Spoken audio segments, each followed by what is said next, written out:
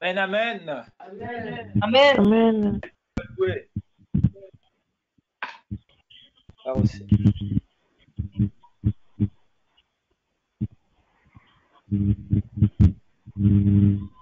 Tout est accompli, le voile est déchiré. Tout est accompli, tout est accompli, le voile est déchiré.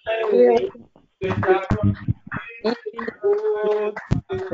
tout est accompli, le voile est déchiré. Amen.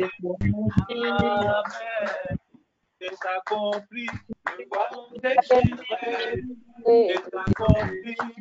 Amen. Ta parole est vérité. Amen. Ta parole est vérité. Amen. Ta parole est vérité. Amen. Ta parole est vérité. Amen. Ta parole est vérité. Amen. Ta parole est vérité. Amen. C'est accompli, le voile est déchiré. C'est accompli. Amen. C'est accompli. Le voile est déchiré. C'est accompli. Amen. Ta parole est vérité. Amen. Ta parole est vérité. Amen. Ta parole est vérité. Amen. C'est la vérité. Amen. C'est la vérité. Amen.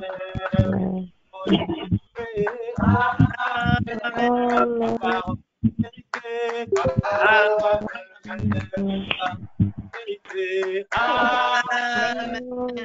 Parole est vérité. Amen. Seigneur Jésus, ta parole est vérité. Merci parce qu'elle est l'épée à double tranchant qui sépare les âmes et l'âme du corps. Permets, Père de gloire, Seigneur, de voir la lumière, Père de gloire, Seigneur, et c'est à la lumière de ta lumière que nous pouvons comprendre tes écritures, que nous pouvons comprendre la volonté, Père de gloire, Seigneur, de ton plan merveilleux pour nos vies. Nous pouvons comprendre, Père de gloire, et discerner les choses qui sont cachées de ce monde, Père de gloire, mais que tu révèles aux petits enfants que nous sommes. Que ce soit la louange, la gloire, l'honneur, la puissance, le règne et la magnificence maintenant, Père de Tout-Puissant, que je vais ouvrir ma Père de gloire, Seigneur, afin de proclamer tes oracles, Seigneur, que la chair se taise et que le Saint-Esprit seul soit au contrôle de toutes choses. Je me soumets entièrement, Père de gloire, Seigneur, à ta volonté, car ta parole est la vérité. Éternel et tout-puissant, Seigneur, Père céleste, fais de sorte que l'onction, Père de gloire, Seigneur, assignée au service que tu m'as confié, Père de gloire, Seigneur, de prédicateur de la parole de l'évangile de paix, Père, Seigneur, que cette onction, Seigneur, ce ministère, Seigneur, se déverse maintenant en ce lieu, qu'elle touche les cœurs, Père de gloire, Seigneur, qu'elle brise le joug, Père de gloire, Seigneur, de l'ignorance.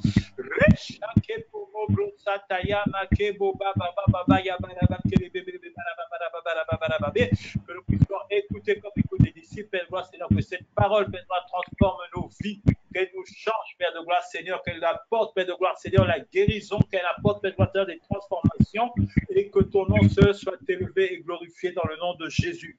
À ton nom, nous donnons gloire, Seigneur, non pas à nous, car nous sommes que des hommes, des serviteurs inutiles.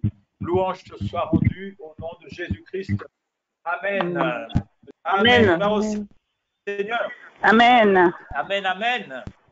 Amen, amen. Oh, Seigneur. Aujourd'hui, on va parler d'un thème.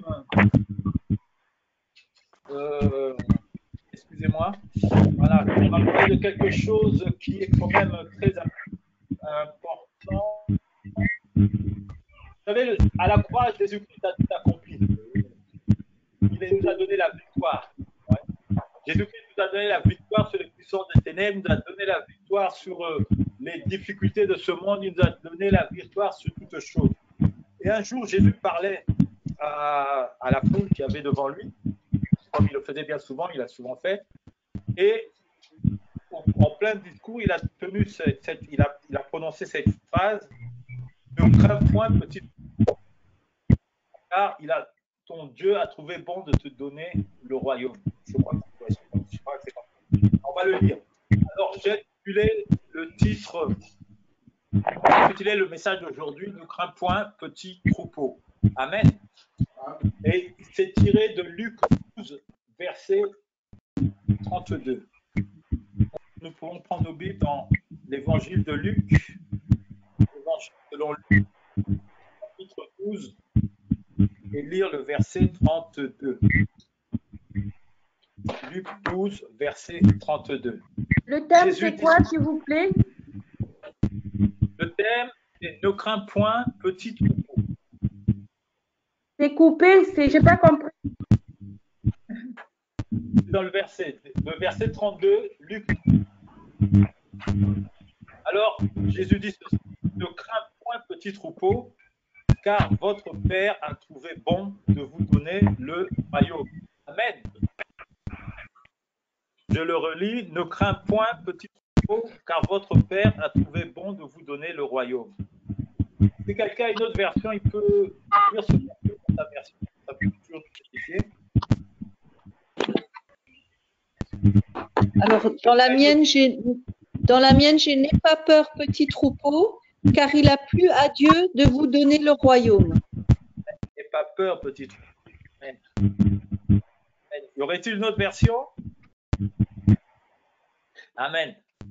Donc, gloire au Seigneur. Donc, nous allons parler de la peur aujourd'hui. Et cette version-là tombe aussi à pic. Ne crains point, petit troupeau, car il a plu à votre Père de vous donner le royaume. N'aie pas peur, petit troupeau, car il a plu à votre Père de vous donner le royaume. Vous savez, la peur, c'est quelque chose qui habite encore certains enfants de Dieu. Enfin, qui habite tout homme et qui habite aussi certains enfants de Dieu. Les enfants de Dieu que nous sommes. Alors que la Bible nous dit que l'amour bannit la crainte. Amen. Et nous vivons dans l'amour. Parce que Christ est amour. Et l'amour de Christ est dans nos cœurs. Il a été répandu dans nos cœurs par le Saint-Esprit qui nous a été donné. L'amour de Dieu est répandu dans nos cœurs par le Saint-Esprit. Et cet amour nous donne la force, la capacité de pouvoir surmonter les peurs, dépasser les peurs. Donc, la peur, c'est quelque chose qui ne doit, si je peux dire, hanter l'enfant de Dieu. C'est quelque chose qui ne doit plus, c'est-à-dire prendre le dessus dans la vie d'un enfant de Dieu. Donc, lorsqu'on veut entreprendre quelque chose ou on veut se rendre quelque part, on ne doit pas renoncer à faire certaines choses parce qu'un sentiment de peur peut nous habiter ou bien une certaine crainte peut nous pousser à faire le contraire. Amen. De ce que nous avons décidé de faire ou de ce que Dieu nous demande de faire. Donc, voilà pourquoi le Seigneur a parlé à nos enfants. Il a dit, ne crains point, petit, n'aie pas peur. Un petit troupeau, c'est petit à tes yeux, mais sache qu'il a plu au Seigneur de te donner le royaume des cieux. Amen. Et l'amour de Dieu qui est dans nos cœurs bannit la crainte. Amen. Donc, nous ne devons pas être asservis par la crainte. Et lorsque vous pouvez relire tout ce chapitre, vous verrez que le Seigneur Jésus parle de la peur et encourage, parle au sujet de la peur et encourage le peuple c'est-à-dire à se détourner de la peur. Et en lisant ce passage, j'ai pu comprendre certaines choses et c'est ce que nous allons partager aujourd'hui. Donc, j'ai vu qu'il y a trois formes, si je peux dire, trois domaines plutôt, trois domaines bien précis dans lesquels le diable vient nous avec la peur, ce qui nous empêche d'évoluer et de travailler comme il le faut pour l'œuvre de Dieu et pour nos vies nous-mêmes et de vivre une vie paisible. Donc il y a trois domaines dans lesquels le diable œuvre beaucoup au niveau de la peur. Mais la peur, ça dit que la peur vient du diable. La peur n'est pas de Dieu. Donc nous allons voir le premier domaine. Le premier domaine, c'est la crainte de la mort. Le premier domaine, c'est la crainte de la mort. Vous savez, la peur, c'est quelque chose qui est paralysant. La peur nous paralyse. Et la peur, elle monopolise, c'est-à-dire nos regards, monopolise notre énergie. Elle nous empêche vraiment de pouvoir faire certaines choses et d'atteindre certaines. Donc, c'est pour ça qu'on ne peut pas avoir peur. Mais une des premières chose que nous voyons, donc, c'est des premiers domaines, c'est la peur de la mort. Lisons du Luc 12 au chapitre 4, Luc 12, verset 4 et 5. Luc 12, verset 4 et 5. Qu'est-ce que le Seigneur dit? Il dit ceci. C'est Jésus qui parle. Je vous dis, à vous qui êtes mes amis, ne craignez pas ceux qui tuent le corps et qui, après cela, ne peuvent rien faire de vous. Je vous montrerai qui vous devez craindre. Craignez celui qui, après avoir tué, a le pouvoir de vous jeter au lâcher. Oui, je vous le dis, c'est lui que vous devez craindre. Amen. Ouais, il dit, ne craignez pas ceux qui tuent le corps. Ça arrive juste à savoir bon, qui tue le corps, etc. Bon, tue les gens, il y a des rebelles qui tuent les gens, il y a des mercenaires qui tuent les gens, cela. Mais derrière toutes ces personnes, vous avez le destructeur, celui qui vient pour dérober, égorger et détruire, c'est-à-dire Satan lui-même. Et donc, le Seigneur nous dit de ne pas craindre la mort, parce que la mort est le domaine la plus craint par l'homme ici-bas sur terre. Je ne sais pas s'il y a quelque chose que l'homme craint plus que la mort. Beaucoup d'hommes n'entreront jamais dans une armée simplement par crainte de la mort. Ils disent si je suis militaire, on va m'envoyer en guerre et puis je vais mourir. Vous voyez, beaucoup de personnes ne feront pas certaines choses juste par crainte de la mort, alors qu'elles ont peut-être la capacité.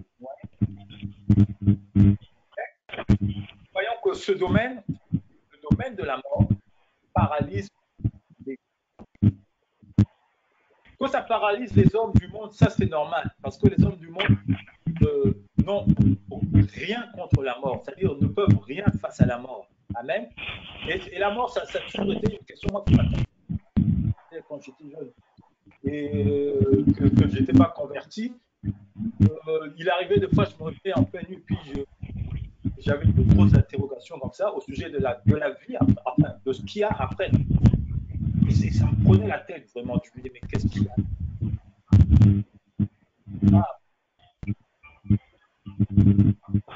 Des nuits d'insomnie, tout cela, parce que j'avais une question qui n'avait pas de réponse.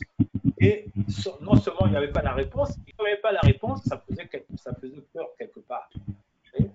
C'est quoi, lorsque je suis arrivé à Christ, j'ai la parole enseigné au sujet de la vie et de la mort, que j'ai en fait que la mort ne va pas. Ils ne vont pas à la mort parce que Christ a vaincu la mort. Amen. À la croix, Christ a vaincu la mort. Il est parti jusque dans le séjour des morts et il a pris les clés du séjour des morts. Amen.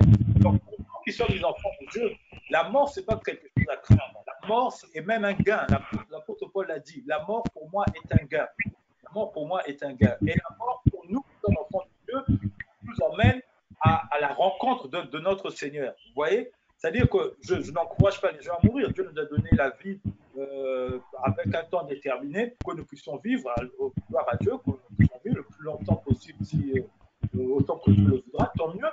Mais nous, en tant qu'enfants de Dieu, nous devons savoir que la mort, pour nous, est un gain. Nous ne devons pas voir la mort comme le voient les païens, et nous ne devons pas avoir peur de la mort. Nous ne devons pas craindre la mort. Amen. Si elle vient, c'est pour nous un gain. Ce qui est bien, tout gain est quelque chose de bénéfique pour la personne qui l'obtient.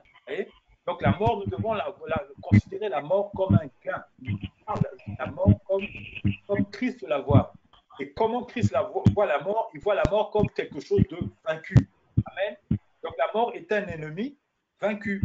La mort est mauvaise pour ceux qui n'ont pas Christ. Mais la mort, c'est quelque chose de bénéfique pour nous qui avons Jésus-Christ et qui marchons en Jésus-Christ. Amen. Donc ça, c'est quelque chose que l'on doit savoir. Nous avons l'amour en nous. Christ en nous, c'est l'espérance de la part. Christ en nous, c'est l'amour qui se répand par le Saint-Esprit qui nous a été donné. Et l'amour est plus fort que la mort. Quelles soient les difficultés dans lesquelles nous sommes, quel que soit, c'est-à-dire le désert que nous traversons, nous devons savoir que nous ne mourrons pas. Nous mourrons et nous rencontrons les autres. C'est ce que la Bible dit. Amen. Parce que même après la mort physique, là, après avoir quitté ce corps, nous mourrons de c'est-à-dire notre ceux qui sont encore vivants. Amen. Vous savez, il y a un serviteur de Dieu, Georges, si je ne me trompe pas, c'est bien Georges Muller. Georges Muller, c'était un homme de prière. Tout le monde savait que c'était un homme de prière. C'est quelqu'un, quand il priait, ses prières étaient exaucées. C'est-à-dire, le ciel s'ouvrait, les prières étaient exaucées.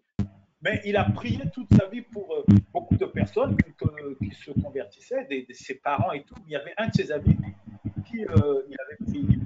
Il a prié toute sa vie. Et cet homme ne s'est jamais converti. C'est le nom de Georges Muller. Quand Georges Muller est mort, donc je crois dans la semaine qui suit, cet homme a donné sa vie. Amen. Donc vous voyez, donc, même après la mort, notre témoignage est vivant. Donc la mort physique, c'est quelque chose qui arrivera et qui arrivera à tous. Donc ça ne sert même à rien d'avoir peur de la mort physique. Parce que personne ne peut l'éviter. Elle est inévitable. Tu es poussière, tu retourneras à la poussière. C'est-à-dire ce corps physique qui est fait de poussière retournera à la poussière.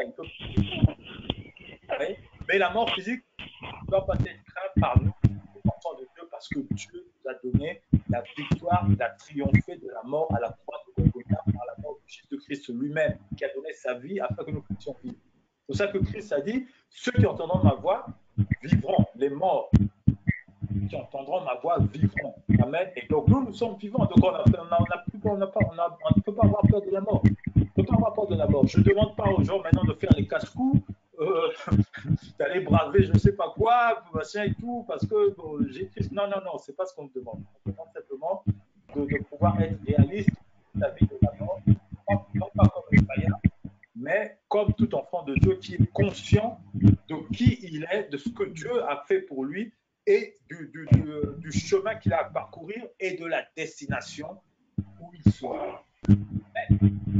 L'atteindre, c'est le ciel. Amen. Et pour arriver au ciel, il faut qu'il y ait ce corps physique. Amen. Amen. Comme dit l'autre, tout le monde veut pas aller au ciel. Si tu ne meurs pas, tu ne vas pas au ciel. Donc, si tu ne veux pas mourir, tu resteras ici. Voilà. Donc on mourra. Mais nous, lorsque nous mourrons, c'est un gain parce que nous allons rejoindre notre Seigneur là-haut au ciel. Amen. Amen. Donc, Christ est plus fort que la mort.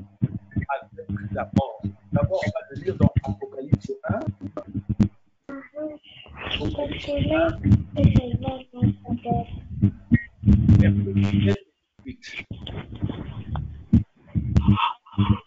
Apocalypse 1, verset 17.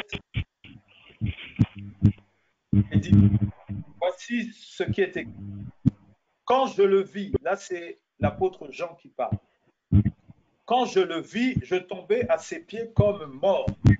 Il posa sur moi sa main droite en disant, ne crains point.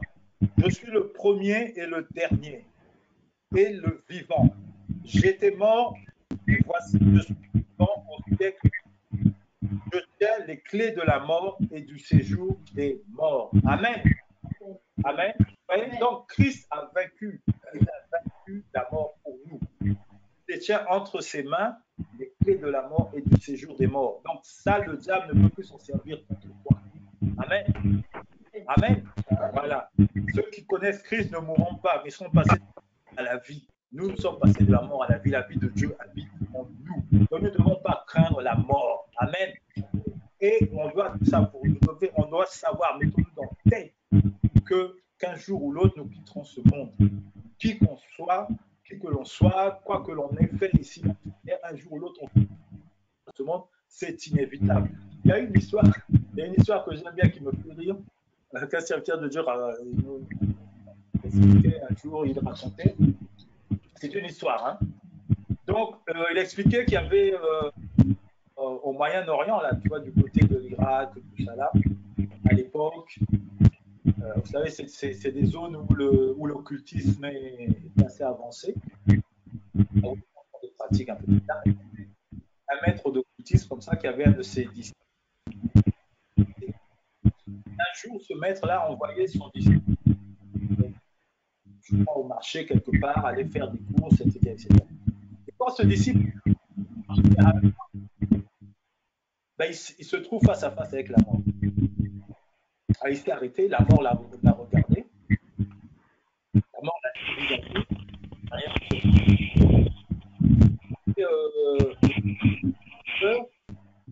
et il est reparti en courant vers le maître.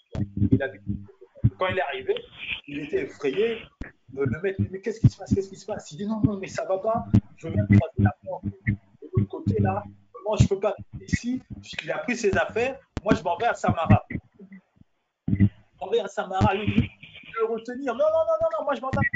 Il a pris ses affaires. Il est parti à Samara. Alors, le maître est un peu paniqué. Il a dit, mais il est allé au lieu où le disciple avait rencontré la mort. Il est parti là-bas. Il a vu la mort. Et il s'est mis à causer avec la mort. Il dit, bah, tu as rencontré mon disciple? Oui, oui, oui, oui, effectivement. Et la mort dit, et le maître lui demande, mais qu'est-ce qui se passe, tout ça là? Tu regardais, tu le dévisageais d'une manière. Et la mort dit au maître, effectivement, j'étais surpris de le voir ici, parce qu'aujourd'hui, j'ai rendez-vous avec lui. Vous voyez un peu cette histoire? Et vous comprenez ça? La mort a dit, mais oui, j'étais surpris de le voir ici parce que moi, j'ai rendez-vous avec lui aujourd'hui à Samara. Donc, cet homme qui croyait échapper à la mort est allé à la rencontre de la mort à Samara. Amen. Et c'est ce que l'on fait souvent ici. On ne peut pas échapper à la mort. On ne n'échappe pas à la mort physique. Mais nous avons échappé à la mort spirituelle. En tant qu'enfant de Dieu, juif, savoir que nous, Jésus, toi-même, déjà du jour de ta mort. Parce que tu seras heureux. La Bible dit, heureux les morts qui meurent désormais dans le Seigneur. Car ils se reposent et leurs bonnes œuvres les suivent. Amen. Vous voyez? Donc nous pouvons nous réjouir de la mort. La mort, on n'a rien à craindre de la mort. Amen. On n'a rien à craindre de la mort. Nous ne sommes pas immortels. Ne soyons pas comme les tyrans. Hein. Dans le monde, vous avez des gens méchants, des tyrans qui tuent les autres, etc.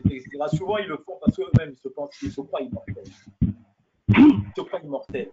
Tu vois, j'ai un adversaire, je le tue. Si je l'élimine, voilà, lui, il ne m'éliminera pas et moi, je vivrai. Tu ne pourras pas longtemps. Tu vivras 100 ans, 200 ans, 300 ans. Et après, tu mourras comme tout le monde. Donc, c'est le rendez-vous de tous les hommes. Le rendez-vous de tous les hommes charnels qui vivent sur la terre, mais pour les enfants de Dieu, la mort n'a pas la même valeur ni la même signification. Nous irons vers le Seigneur une fois que nous serons morts, mais nous n'irons pas au séjour des morts. Amen. Donc,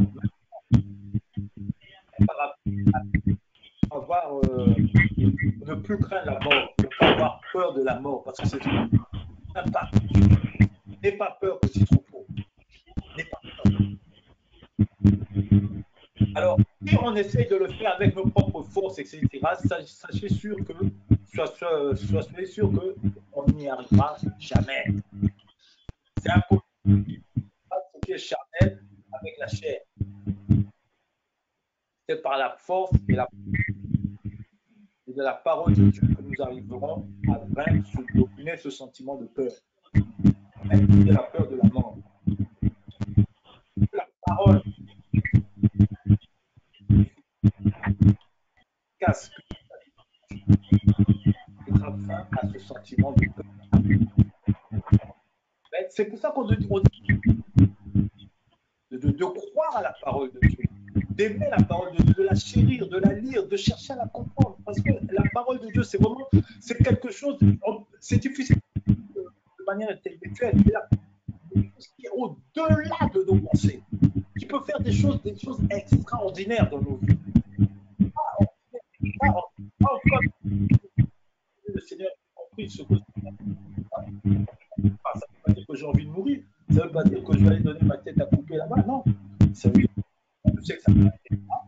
Et voilà. Et par contre, je me soucie d'être en accord avec le Seigneur afin que le jour que la mort arrive, la mort n'arrive pas, je serai avec le Seigneur. Voilà quel est mon souci. Ma peur, c'est de passer à côté du plan de Dieu. Après la mort. C'est la petite crainte que je peux avoir. Mais sinon, la peur de la mort, non, nous ne devons plus avoir peur de la mort. Soucions-nous plutôt de l'état.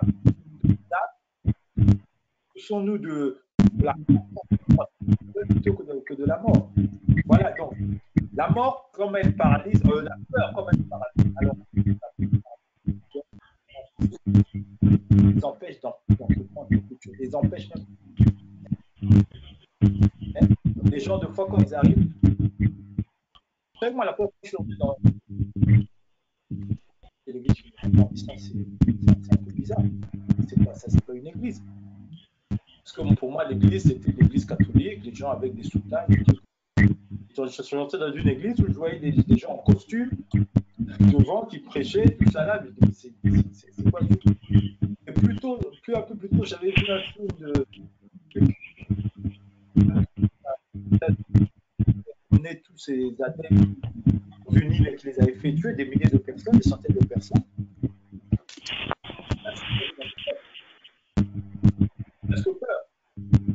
J'avais écouté comment j'aurais quitté l'église. Et aujourd'hui, je ne serais peut-être pas là. Je serais peut-être même déjà mort. Ah, gloire au Seigneur. Donc, nous ne devons pas craindre la mort, n'ayons pas peur de la mort. La mort, elle viendra. Ce n'est pas le but.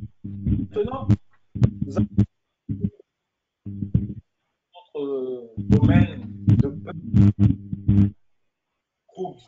Le plus grand, en tout cas, c'est la crainte de la mort, la peur de la mort. Pour moi, je pense que ça, c'est le truc qui fait le plus peur aux hommes ici-bas sur Terre.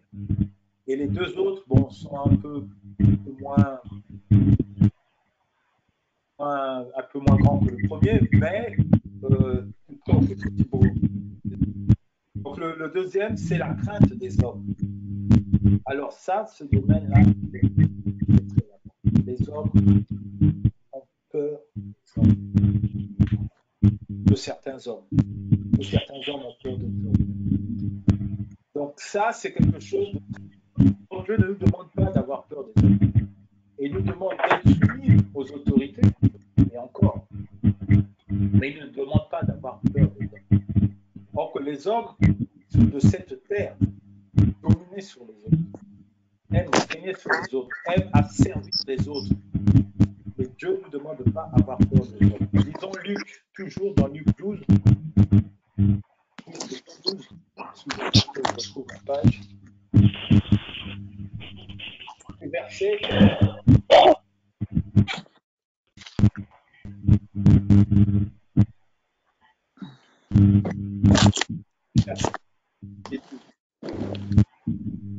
Il dit ceci. C'est Jésus qui parle. Hein. Quand on vous mènera, ne vous inquiétez pas de la manière dont vous vous défendrez, ni de ce que vous direz, car le Saint-Esprit vous enseignera à l'heure même ce qu'il faudra dire. Quand on vous mènera devant les synagogues, les magistrats et les autorités, ne vous inquiétez pas de la manière dont vous vous défendrez, ni de ce que vous direz, car le Saint-Esprit vous enseignera à l'heure ce qu'il faudra dire. Amen. Amen, amen. Christine, est-ce que tu peux lire dans ta version, s'il te plaît? Faut que tu me rappelles le verset parce qu'on n'entend pas bien. Il fallait le dire un peu plus tôt. Vous m'entendez mieux là? Luc 12, ouais, ça grésille un peu, mais c'est pas grave, vas-y, ouais. Luc 12, vas-y, dis-moi. Versets 11 et 12. D'accord. Quand on vous conduira devant les synagogues, les dirigeants et les autorités, ne vous inquiétez pas de la manière dont vous vous défendrez ou de ce que vous direz. Alors que le temps viendra, le Roi Kodesh vous enseignera ce que vous devrez dire. Amen. Amen. Passage parce qu'il parle.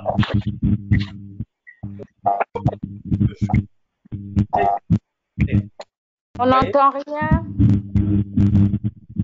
Ok, vous m'entendez là? Mais si tout le monde pourrait fermer les micros, on l'entendrait mieux. On n'entend rien. Il y a beaucoup de coupures.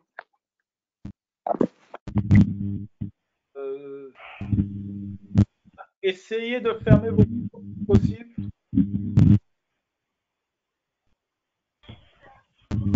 Ok.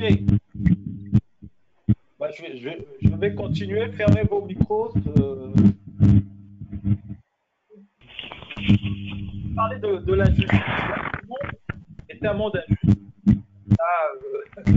Ça, je crois que tout le monde le sait. Et c'est l'injustice qui règne dans ce monde et est entretenue par des hommes, des femmes, tous ceux qui sont à la des nations, etc., ou bien de certaines institutions. Donc, ces hommes, à leur volonté, faire certaines choses et au détriment d'une partie du peuple ou de la population. Vous voyez? Et donc, les autres personnes qui survivent, eh ben, elles adoptent un mode de fonctionnement, vous comprenez? Et ça a la crainte de celui qui a entre ses mains les clés ou qui tire les ficelles. Ouais. Et ça amène une certaine forme d'éducation dans ce monde. Et ça fait que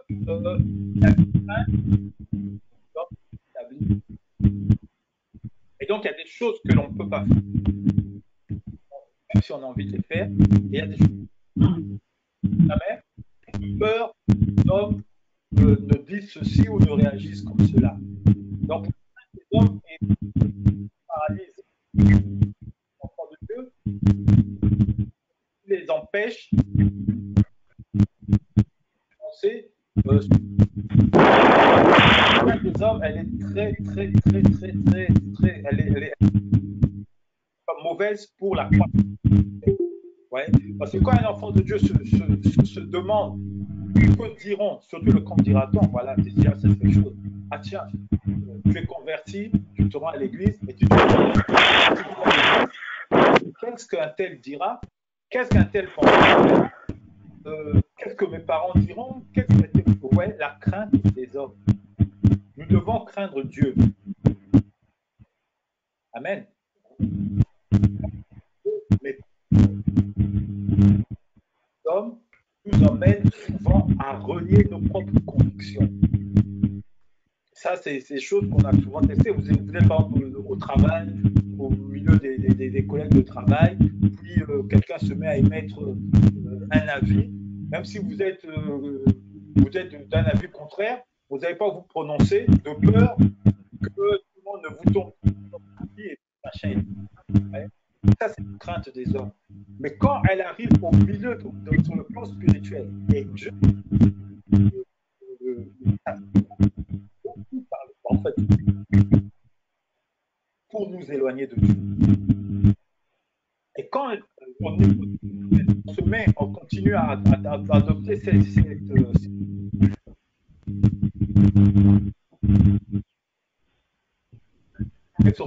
sera retardée. Notre croissance sera retardée et largement. On n'entend plus rien là. Je disais que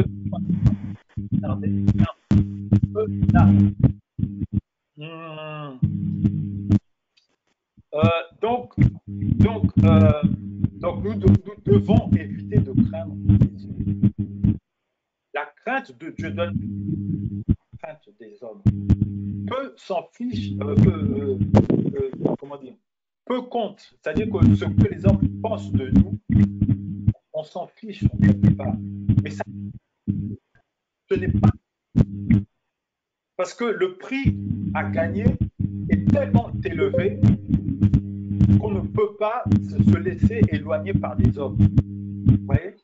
Donc, à la base des guerres, et à la base du chômage, beaucoup de et la croissance, notre croissance spirituelle en partie. Notre croissance spirituelle. Il y a des personnes, par exemple, qui sont nées dans des familles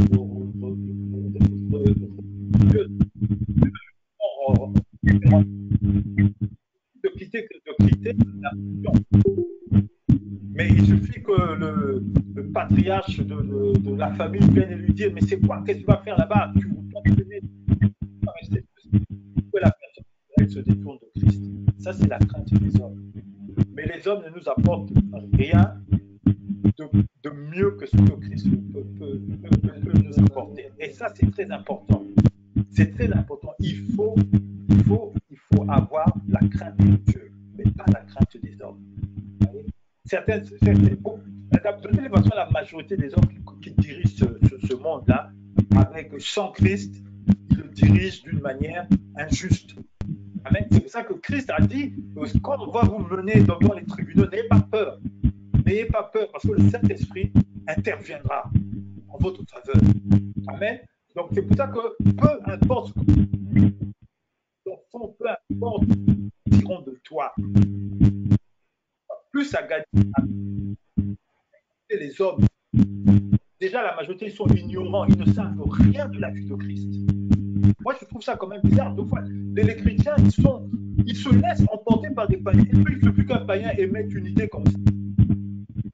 Compte de ce que la parole dit. Mais comment tu peux écouter un ignorant? Comment tu peux faire confiance à quelqu'un qui est ignorant? Une personne complètement ignorante. Vous savez, c'est pas parce que quelqu'un des versets bibliques qu'il connaît la parole de Dieu. Non, il a ta connaissance intellectuelle de la parole, mais si l'esprit n'est pas derrière, c'est de l'ignorance. Ça qui vous mènera à la mort. La lettre tue. C'est ce que dit la Bible. La lettre tue, c'est-à-dire la parole de Dieu sans l'esprit de Dieu derrière, parce que c'est l'esprit de Dieu qui donne vie à cette parole. Donc la lettre, elle tue. Voilà pourquoi vous avez sur telle doctrine biblique et telle autre doctrine, parce que certains comprennent ces choses selon leur intérêt. Et quand les gens vont, par exemple, vous aurez des gens pour dire on ne comprend jamais, un tel dit ça, l'autre dit ça, l'autre dit ceci, l'autre dit ça, donc ce livre-là est complètement faux, et certains qui se laissent emporter comme ça. Non, non, Dieu est au-dessus de l'intelligence humaine. Dieu est au-dessus de toutes les hommes. Alors que Dieu est capable, il a fait au travers de la Bible. Mais derrière, cette pensée te sera révélée par la puissance du Saint-Esprit. Si tu ne comprendras pas, tu vas l'interpréter à ta manière. Alors, en tant qu'enfant de Dieu, tu peux pas rien. Tu peux pas dire concernant la Bible, et puis tu te mets à mettre la Bible de côté. Ouais. Vous savez, j'ai un de mes frères là, c'était quelqu'un de très instruit. Et on partageait souvent la parole de Dieu, tout ça là, et souvent je le mettais un peu, je le repoussais un peu dans les gonds parce que, bon, Dieu merci, j'avais une certaine connaissance. Voilà. Mais un jour, il m'a posé une de ces questions qui m'a perturbé. J'étais incapable de répondre à la question. Il m'a posé, mais pourquoi la Bible dit ceci et puis là, elle dit cela? J'étais moi-même, j'étais perdu. Et il a rigolé. Il a dit, tu vois, tu crois à la parole. Il est même incapable de répondre. Oui, j'étais incapable de répondre. Au niveau de connaissance poussée, mais ça ne voulait pas pour autant dire que la Bible est fausse. Ouais. Ça ne voulait pas dire que la parole de Dieu est fausse. Je me suis attaché à ce que j'ai cru. Je ne me suis pas laissé emporter parce que la Bible disait, parce qu'il voulait que je suive en fait son mode de raisonnement. Parce que je sais que Dieu est plus intelligent que lui. Oui, il était très intelligent, très instruit, très intelligent, mais il n'était pas plus intelligent que Dieu. Donc, je préfère m'attacher à Dieu, qui est plus intelligent que toute la somme des intelligences humaines, que de suivre un homme.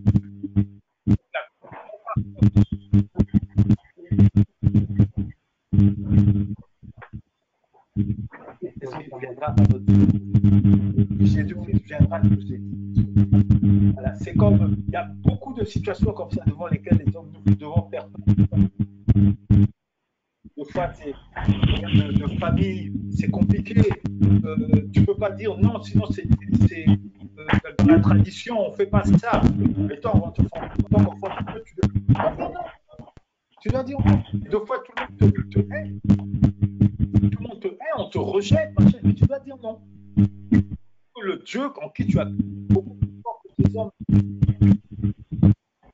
pour toi que cela. Déjà, c'est lui qui t'a donné la vie.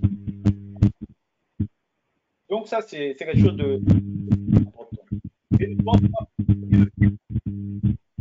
Dieu est le juste, il doit jugé par Dieu, mais pas par les hommes. Amen. Peu importe Dieu. Quand tu vois que Dieu te donne pas juste vis-à-vis de lui, tu sentiras de grands bénéfices et ta croissance spirituelle aussi ira de l'avant. Donc, cessons de craindre les hommes. Maintenant, la troisième chose, c'est la crainte du lendemain. Alors ça aussi, c'est quelque chose qui... je crois même que c'est une des craintes. La crainte du lendemain, disons Luc 12, 12 versets 13 à 21.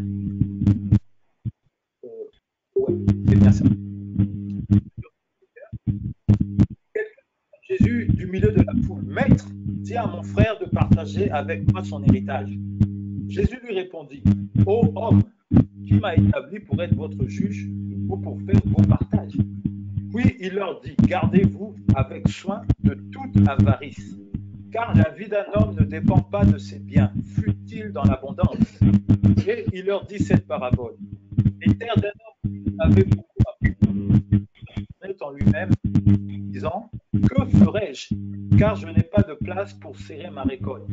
Voici, dit-il, ce que je ferai. J'abattrai mes greniers, je bâtirai de plus grands. J'y amasserai toute ma récolte et tous mes biens. Et je dirai à mon âme, tu as beaucoup de biens en réserve pour plusieurs années. Repose-toi, mange, bois. Cette nuit-même, ton âme te sera redemandée.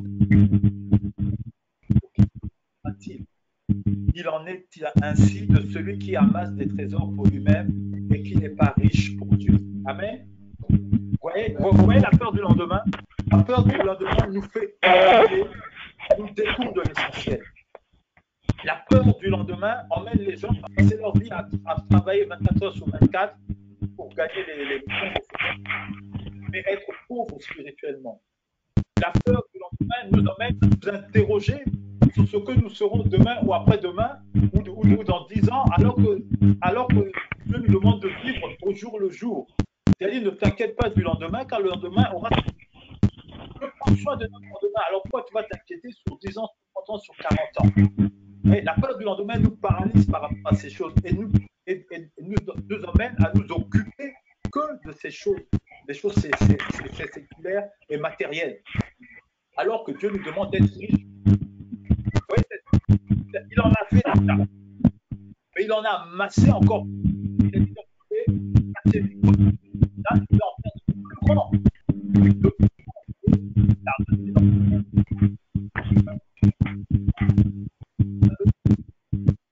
Même en se couchant, tu ne seras pas vivant.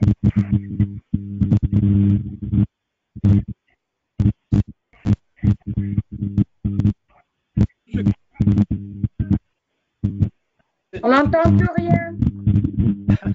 Il en est ainsi de tous ceux qui sont pauvres pour les richesses de Dieu. Dieu nous demande d'être riches des choses spirituelles. La richesse spirituelle est la plus importante. Mais la peur du lendemain nous éloigne de la richesse spirituelle. La peur du lendemain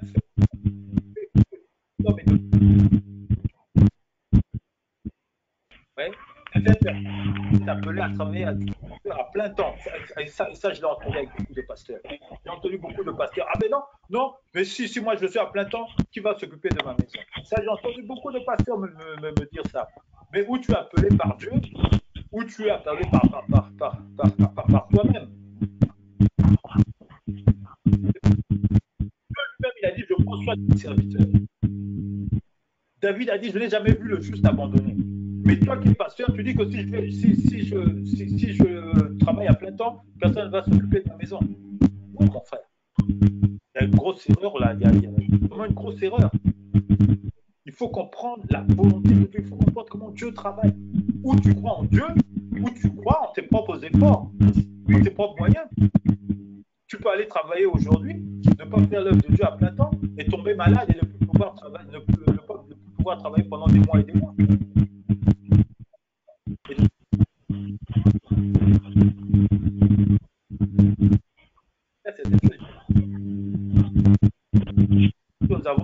Nous avons des choses difficiles à accomplir.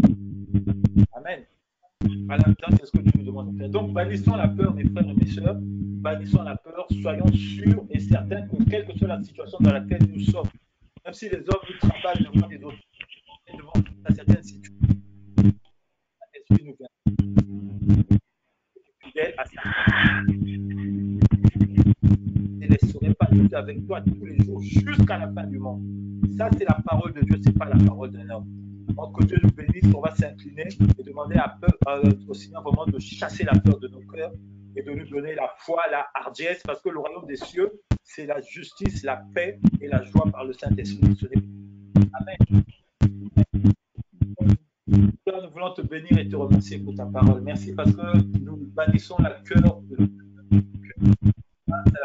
c'est la vie du Saint-Esprit. Je crois que ta parole est la vérité et qu'elle fait jaillir en nous, Père de gloire, Seigneur, cette foi, Père de gloire, Seigneur, qui nous permet, Père de gloire, de marcher selon la foi et non selon la vue, car nous sommes des justes, Père de gloire, que tu m'as appelé, Père de gloire, à triompher de ce monde, Père de gloire, Seigneur, et des choses belles de ce monde, dans nos cœurs, la peur de la mort, la peur, Père de gloire, Seigneur, la peur les éloignons, nous les chassons et nous marchons par la foi et non par la vue.